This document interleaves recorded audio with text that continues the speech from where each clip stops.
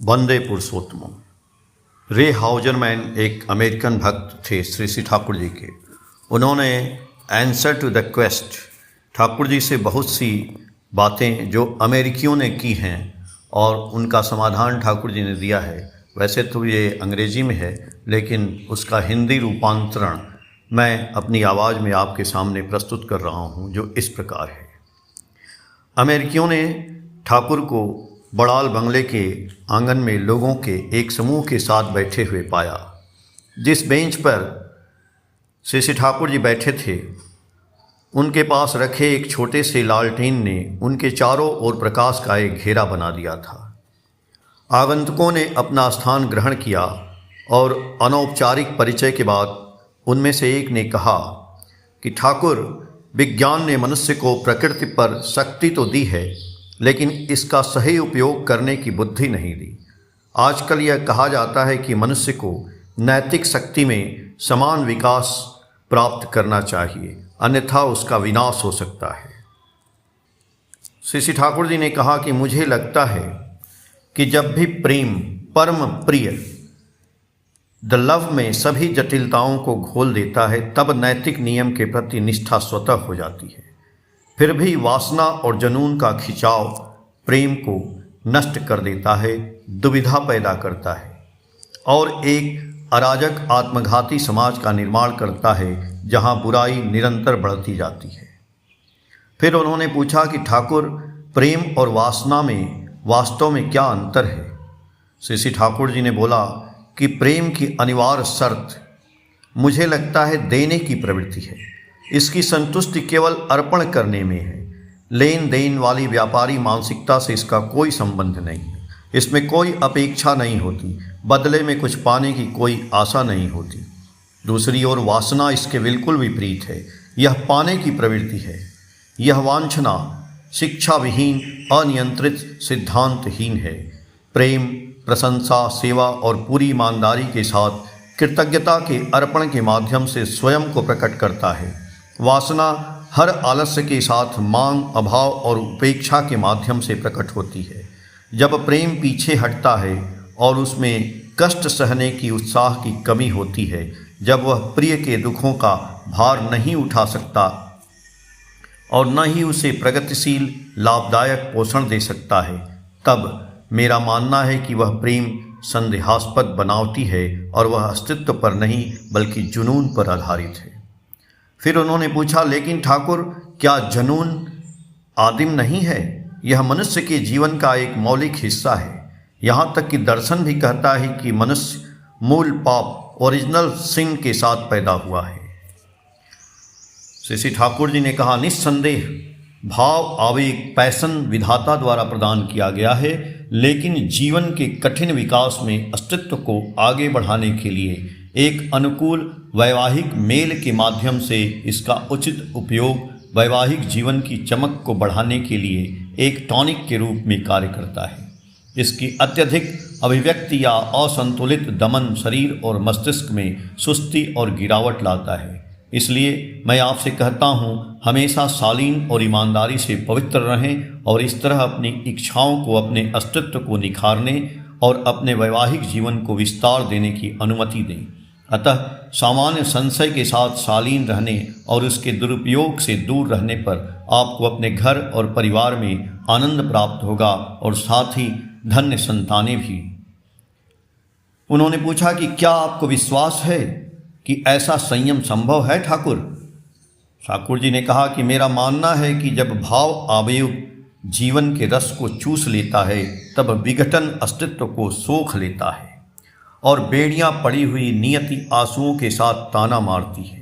लेकिन जब भाव आवेग जीवन की सेवा जुनून के साथ करता है ताकि अस्तित्व के सामंजस्य को सार्थक बनाया जा सके, तब वह प्रवृत्ति अपने और दूसरों के अस्तित्व के लिए प्रेम के साथ एक सक्रिय, सेवाभावी परमानंद में भीग जाती है। तब विधाता मुस्कुराते हैं और आपको गले लगाने के लिए अपनी बाहें फैला देते हैं। तब ऐसा संयम संभव है तो क्या आप अपने प्रिय के बारे में विचारशील सेवा और गहरी रुचि के साथ नहीं सोच सकते? केवल यही आपकी क्षमता को प्रोत्साहित करेगा और हर उस बाहरी संपर्क को दूर रखेगा जो पराया है। पवित्रता आपके मन में चमकेगी और आपके शरीर में निवास करेगी, और एक दीप्तिमान श्रद्धा आपके प्रत्येक शब्द और कार्य में गूंजेगी। तब जीवन के प्रति प्रेम की रोमांचक स्पर्श के साथ आप अपने बच्चों और समाज के लिए पोषण, आशा और दान के प्रतीक बन जाएंगे। उनमें आई हुई युवतियों में से एक ने अपना सिर हिलाया। एक बात है जो अन्यायपूर्ण लगती है ठाकुर। समाज महिलाओं से पवित्रता की अपेक्षा करता है, लेकिन पुरुषों में इसकी कमी की अनदेखी करता है। यह दोहरा मापदंड हमेशा क्यों होता है?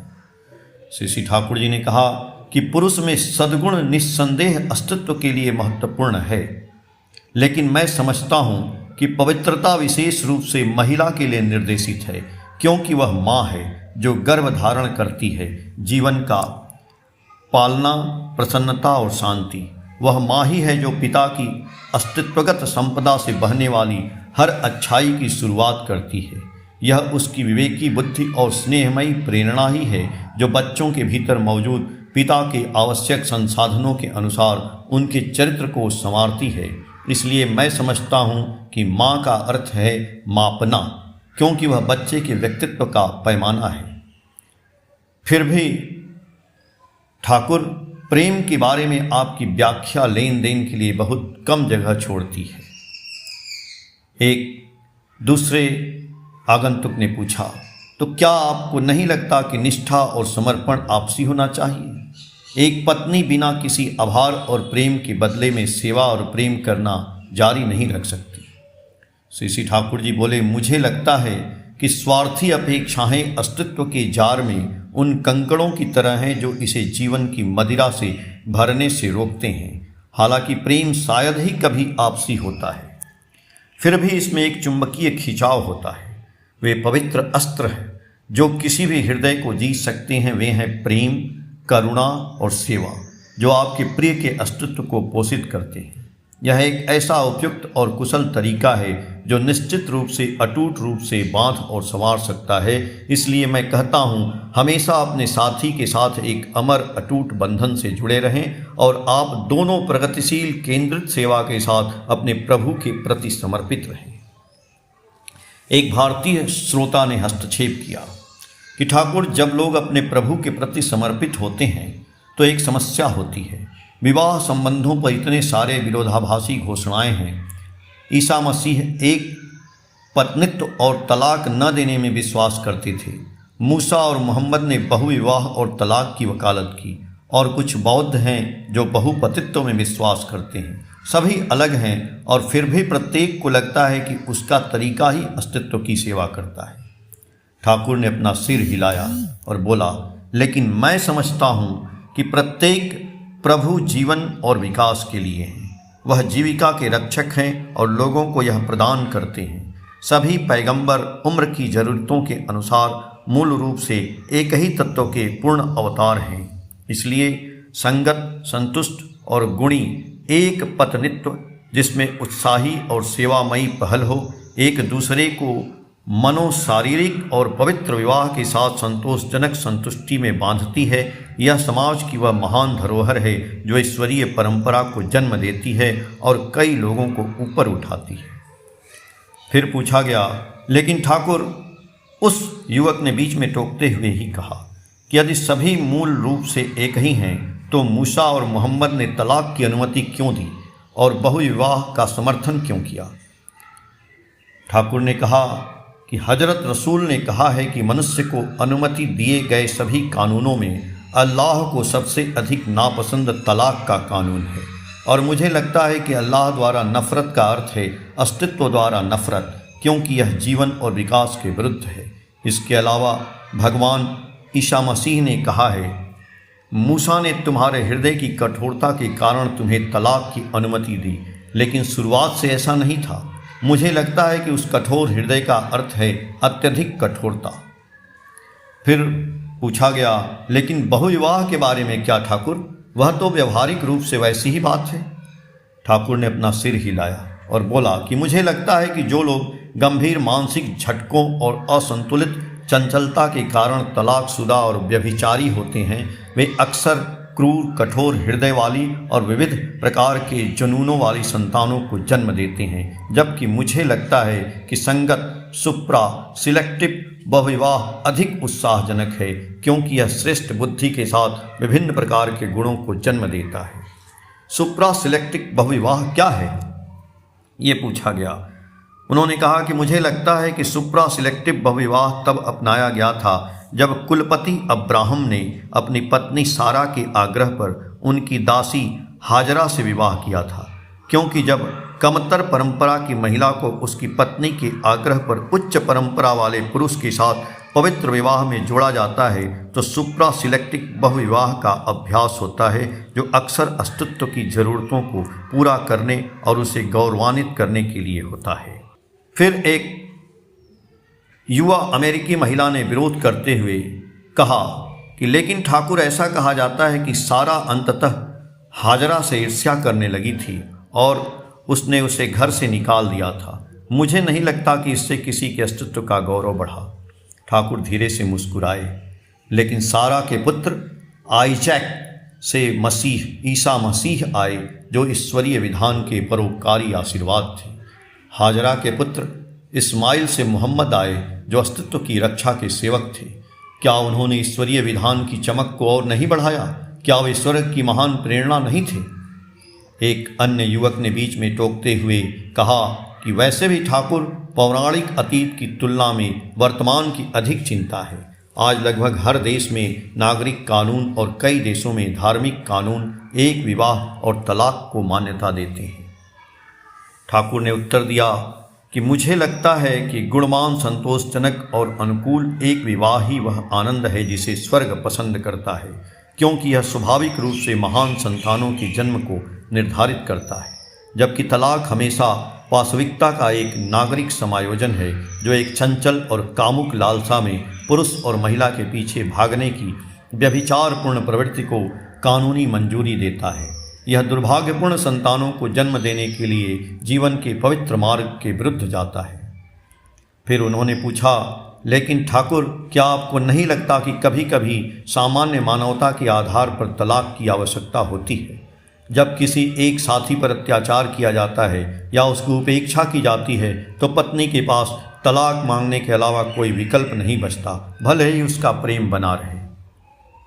ठाकुर की आंखें फैलती हुई लगी। उन्होंने बोला, क्या तुमने कभी प्रेम के शास्त्र में प्रेमी से दूर भागते हुए देखा है? नहीं नहीं नहीं। धन्य प्रेम कभी भी प्रिय के विरुद्ध किसी विरोधाभासी कार्य को पसंद नहीं करता, क्योंकि प्रेम हर करुणा के साथ बहता है और इससे भी बढ़कर यह प्रिय को अमर जुड़ाव के बंधन में बांधता है। ठाकुर ने पास खड़े एक युवा भारतीय हाई स्कूल के छात्र की ओर देखा। समूह के किनारे पर खड़े होकर पुकारा, ईसा मसीह तलाक के बारे में क्या कहते हैं? वह हाई स्कूल का छात्र इस अप्रत्याशित प्रश्न और इसकी स्पष्ट अप्रासंगिकता से चौंक गया और उसने लाचारी में अपने कंधे उचका दिए। उपस्थित लोगों में से एक के पास एक बाइबिल दिखाई दी, जिसने जल्दी से पन्ने पलटे और पढ़ना शुरू किया। वह जो अपनी पत्नी को तलाक देता है वह व्यभिचार करता है, और वह जो तलाकशुदा महिला से शादी करता है वह व्यभिचार करता है। तो फिर आप किसी भी परिस्थिति में तलाक को स्वीकार नहीं करते, तब भी नहीं जब साथ में जीवन केवल संघर्ष और दुख के अलावा और कुछ न हो, उनके स्वयं के लिए और उनके बच्चों के लिए। अत्यधिक असंगति की स्थिति में शारीरिक अलगाव एक पश्चातापपूर्ण आत्मनियंत्रण, धैर्यपूर्ण सहनशीलता और समाधान के लिए सूक्ष्म खोज के साथ अंतिम उपाय के रूप में संघर्ष और दुख से राहत दे सकता है। ठाकुर ने ये टिप्पणी की। फिर भी मेरा मानना है कि तलाक मानवता के लिए एक घोर अपमान है, विशेष रूप से संतानों के लिए। यह व्यक्ति के हृदय को कठोरता की ओर ले जाता है और जीवन के लिए महान भाव की इच्छा को ढीला कर देता है, जिससे लोग और उनकी संतानें अनुदर हो जाते हैं। यह बुद्धि के आंतरिक कोर में एक गंदी नैतिकता को पोषित करता है जो पर्यावरण में फैल जाती है। इसलिए मुझे लगता है कि यह एक पाप है, वह शैतानी समाधान जो अस्तित्व को अच्छाई और ईश्वरीयता से वंचित करता है और सकेंद्रित उत्साह के उस आधार को खो देता है जो प्रकृति की गोद में स्थित है। वहाँ बैठी अमेरिकी लड़की ने अपनी भवें सिकोड़ी और उसने पूछा कि फिर ठाकुर, खैर उन लोगों का क्या जो हमारे जैसे पहले से ही तलाकशुदा हैं, और हमारे बच्चे, क्या आपको लगता है कि हमारा अंत बुरा ही होगा? हाई स्कूल के युवा से किया गया यह प्रत्यक्षतः मासूम और प्रतीत होने वाला अप्रासंगिक प्रश्न ठाकुर की विशिष्ट शैली थी। 15 से अधिक वर्षों के बाद जब यह युवा कनेक्टिकट के एक अस्पताल में इंटर्न बन गया था और अपनी पत्नी के साथ ऐसी कठिनाइयों का सामना कर रहा था कि वे गंभीरता से तलाक पर विचार कर रहे थे, तो यह वही लंबे समय से भूल हुई चेतावनी थी जिसने युवा डॉक्टर के संतुलन को बहाल किया और उसमें एक नया समर्पण जगाया जिसने उसकी शादी बचा ली। आज संयुक्त राज्य अमेरिका के दक्षिणी भाग में एक सफल सर्जन के रूप में एक खुशहाल घर और 2 प्रतिभाशाली बेटों ने उस डॉक्टर को इतने सालों पहले ठाकुर द्वारा पूछे गए प्रश्न की प्रासंगिकता समझा दी है। ठाकुर की आंखों से आशा की किरणें फूट रही थीं। यह सोचना कि सब कुछ पूर्व निर्धारित है या कोई भी मनुष्य अभिशप्त है, उस अनंत सर्वदयालु सर्वशक्तिमान ईश्वर का अपमान करने जैसा है। मैं समझता हूँ कि अच्छाई और बुराई दोनों का अस्तित्व है, लेकिन एक मजबूत मन जो बुराई के प्रति सचेत है, अच्छाई को फलने फूलने में मदद करता है। इसलिए मुझे लगता है कि जिस समाज में तलाक का चलन बढ़ता जाता है, वहाँ वैवाहिक संबंध अधर्मी हो जाते हैं और जीवन साथी एक दूसरे के लिए जीवन के अविश्वसनीय सहारे बन जाते हैं। ऐसे मामलों में और विशेष रूप से पहले से तलाकशुदा जोड़ों के मिलन में यदि मन में अलगाव को दूर करना है तो उन्हें प्रभु के प्रति प्रेम के साथ एक दूसरे से जुड़े रहना चाहिए। उन्हें हमेशा प्रभु के प्रेम के मार्ग में रहकर सहनशीलता, सहानुभूति और समझ के साथ एक दूसरे को सुधारने, ढालने और खुश करने का प्रयास करना चाहिए, चाहे सुख हो, दुख हो या कष्ट। इसके अलावा तलाक की क्रूर व्यवस्था को नज़रअंदाज करते हुए उन्हें अपने बच्चों को भी इसे नज़रअंदाज करना सिखाना चाहिए। सिवाय शर्मनाक व्यभिचार के मामलों को छोड़कर उन्हें अपनी संतानों को पूरी धार्मिकता और सावधानीपूर्वक अवलोकन के साथ अपना जीवन साथी चुनने के लिए प्रशिक्षित करना चाहिए और फिर उन्हें पवित्र अटूट विवाह बंधन में बांधना चाहिए। ठाकुर की आवाज़ और भी प्रभावशाली हो गई। तो मैं फिर से कहता हूँ, संकल्प लें, अडिग रहें, अलग न हों, तलाक न लें, जीवन और विकास के लिए एक दूसरे के संबल और मार्गदर्शक बनें, अपने प्रभु के प्रति प्रेम के साथ एक दूसरे के कल्याण के लिए सहन करें और कष्ट सहें, और समाज में तलाक की व्यवस्था को अपने दिल, दिमाग और आत्मा से पूरी तरह नकारते हुए अपने बच्चों को माता पिता के प्रेमपूर्ण और प्रगतिशील सानिध्य का आनंद लेने दें। निश्चित रूप से उन्हें धन्य बनाने में आप स्वयं धन्य होंगे और सभी को स्वर्ग की झलक देखने को मिलेगी। कुछ क्षणों के सन्नाटे के बाद ठाकुर लालटेन की टिमटिमाती रोशनी में खड़े हुए और सुझाव दिए, चलिए हम पेड़ के पास चलते हैं। पूरा समूह उठा और उनके पीछे पीछे चल दिया। जय गुरु।